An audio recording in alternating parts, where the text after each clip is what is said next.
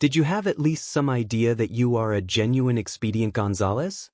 After all, you take care of no less than 6,300 kilometers in the last 10 seconds. There is a straightforward motivation behind why you are not winded in spite of this quick run. Stringently speaking, it isn't you, but the local group with the smooth way and the Earth that is dashing through space at a speed of 630 kilometers per second. But how did our parent supercluster of universes end up on such a breakneck course? And where are we headed? The primary speed camera photograph was taken during the 70s. In fact, it was in those days that space experts first figured out how to decide the speed of our cosmic home using the vast microwave background radiation. In general, the background radiation, which started around 380,000 years after the birth of the universe but fills the whole universe today, is thought of as remarkable proof for the Big Bang Theory. But the decisions about speed got from it also left some essential inquiries unanswered. There is no doubt that the first exact estimation of our system's speed was a significant cosmic achievement, but in the same breath, it also seemed a bit perplexing. After all, from the outset, no one knew precisely why the smooth way was moving so quickly. A significant piece of our speed could be made sense of by the expansion of the universe, which in turn is described by the Hubble flow, or in other words, the related drifting separation of universes. Gravitational interactions between the smooth way and its nearest cosmic neighbors, for example, Andromeda, also added to the speed. However, a critical piece of the riddle still appeared to be missing. No wonder, after all, we are apparently dashing at a speed and in a direction that we couldn't completely make sense of. And it too appeared as though our whole universe was being lost, coursing toward a tremendous far-off structure. The main point, anyway, was that not just our smooth way had been sucked into the path of this inauspicious something. No, it impacted every galaxy in our edge of the universe. Expressed in numbers, this amounts to just that we are dealing with a baffling cosmic stream that expands over more than 800 million light-years. Considering this alluring power, the specialists decided to initiate the investigation into the object responsible for it, the Great Attractor. Consequently, the job needing to be done was to uncover the true identity of that attractor. But what savage power could be fit for drawing whole galaxies over countless light-years into its circle? Well, the straightforward answer to this question was gravity. But to draw 100,000 galaxies over such tremendous distances, the Great Attractor must be incredibly gigantic and monstrous. On the path of the Great Attractor, consistent with the saying, "It's worth a try," astronomers initially attempted to examine it with the help of telescopes and quickly realized that this approach wouldn't find success. The twisting structure of the smooth way, which is believed to contain around 100 billion stars concentrated along a plane 1,000 light-years thick, put a signal on the research view exhaustively. The Great Attractor, however, hides in the so-called zone of avoidance and, consequently, in a space of the sky where structures in the optical range are just pitifully apparent or not visible at all. Thus, it resulted in the fact that the true nature of the Great Attractor initially remained an incredible infinite mystery. The specialists could only study it indirectly by analyzing its gravitational impact on the surrounding galaxies. However, at any rate, it was feasible to determine its approximate position and estimate its rough mass. We knew that it lies 150 to 250 million light-years from Earth in the Norma cluster and is estimated to have an unimaginable 10 quadrillion solar masses. Despite this, for a long time, we were aware of no structures in the universe with such a monumental mass. However, advances in radio and infrared telescopes finally allowed us to see through the zone of avoidance and take a look at the areas beyond it. Sure enough, cosmologists found additional galaxies there, and lots of them. In this case, this implies that the Great Attractor is simply an enormous supercluster and, consequently, an immense assortment of galaxy groups, which are among the largest known structures in the universe.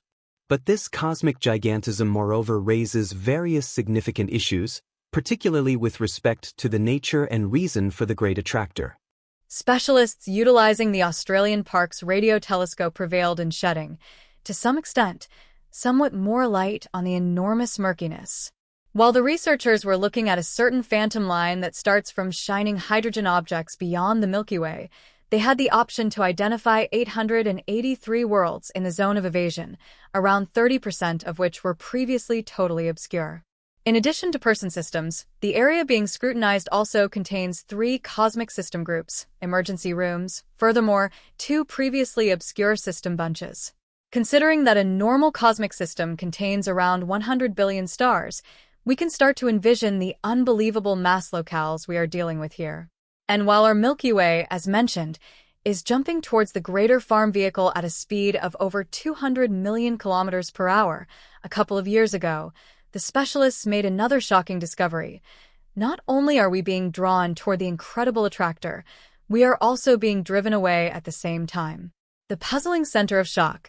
This finding came as a shock to specialists, without a doubt. For quite a while, the impact of the incredible attractor was viewed as the primary driver of the collective movement of galaxies. But then, at a distance of 700 million light-years, space experts discovered an even larger structure located in the Centaurus group of stars, the Shapley supercluster. This is the largest known collection of galaxies of any kind, and the strong gravitational forces at work here even ensure that the galaxies belonging to it don't move further apart despite the expansion of the universe. But even the presence of this enormous superstructure was not enough to fully explain the movement of the Milky Way and its adjoining galaxies.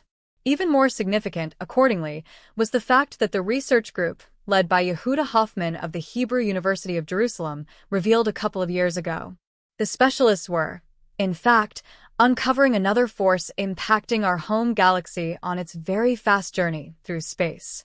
To understand the consequences of the study, we need to briefly review that our Milky Way belongs to the local group, which, in turn, is part of the Virgo supercluster. This, in turn, is part of the 520 million light-year Lanaka supercluster. Well, at least that's what we thought until recently, but more on that later. In the neighborhood of Lanaka is the Shapley supercluster, and for their study, the scientists had recreated the movement of galaxies in our supercluster using various telescope data. Based on this, they made a stream field of our galactic environment, which guides the lines of movement and speeds of its designs. Shockingly, this model showed that the lines of movement of the galaxies are by no means just uniting on the Shapley supercluster. In fact, there is also a region in the opposite direction where a recognizable concentration of movement could be noticed. However, this concentration doesn't make much of a difference, except for maybe the trait of repelling all objects, a dipole repeller. This low-density region, therefore, pushes the Milky Way around. To a large extent, the specialist analysis showed that the impact of the dipole repeller is nearly as strong as that of the Great Attractor. And while the cosmic push is characterized by considerably fewer galaxies and groups than other areas of space, this was the first time that researchers had ever identified such a source of repulsion in space. The incredible voids. Just how much remains to be discovered about the overall structure of the universe in the future is shown by the astonishing discovery made a couple of months ago. According to this, our Milky Way might not actually belong to the Lanaka supercluster, as we once thought, but rather directly to the much larger Shapley supercluster. Essentially, this is suggested by a new mapping of the gravitational catchment regions in the nearby universe. But what about the dipole repeller? Well, it's complicated here too because, strictly speaking, it shouldn't exist at all, for the simple yet significant reason that the standard model just doesn't accommodate such underdense regions or voids. Instead, matter should be evenly distributed throughout space, and though the voids appear to be there, that's not all.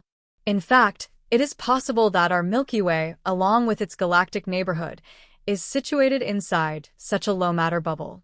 This star grouping could also explain the baffling Hubble strain, the way that the universe is actually expanding faster than it should theoretically be permitted to. In this context, the considerably higher density of matter beyond the edge of the bubble, with its gravitational forces, would make the structures within move away from us faster than one would expect. However, while space experts are still discussing this hypothesis, the final question is, what will happen when we finally reach the Great Attractor? Well, the perhaps somewhat sobering answer is, nothing at all. We will never reach it. Even the escape velocity of multiple million km/h isn't enough to win the race against the accelerated expansion of the universe. In reality, the distance between us and the Great Attractor will actually increase consistently. Thus, it happens that we remain bound to our local group by gravity, while the rest of the far-off universe vanishes into the dark spread of space. So, you can think that we are in the dark spreads of YouTube later on. You can now simply press the subscribe button, click approval, and join our community now so you won't ever miss a new video from us again. We'll see you soon.